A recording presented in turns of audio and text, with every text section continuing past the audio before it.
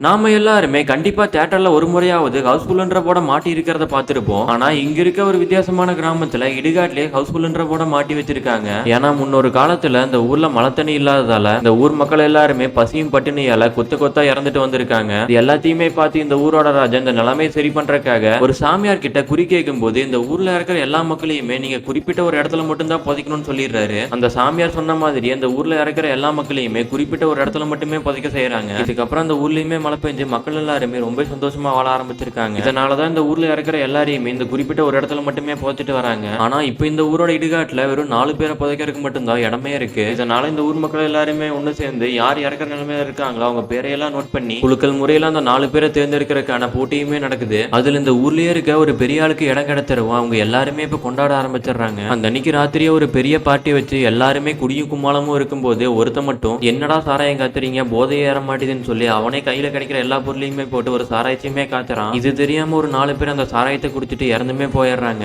இப்ப இந்த இறந்து போனவங்களை இந்த இடுகாட்டுல மிச்சம் இருந்த 4 இடத்துலயுமே போச்சிடுறாங்க. இப்ப இந்த பார்ட்டி கொடுத்த பெரிய மனுஷனுக்கு இந்த இடுகாட்டுல இடம் இல்லாம போயிருது. இதனாலதான் இந்த ஊரோட இடுகாட்டுல ஹவுஸ்ஃபுல் போர்டுமே மாட்டியிருக்காங்க.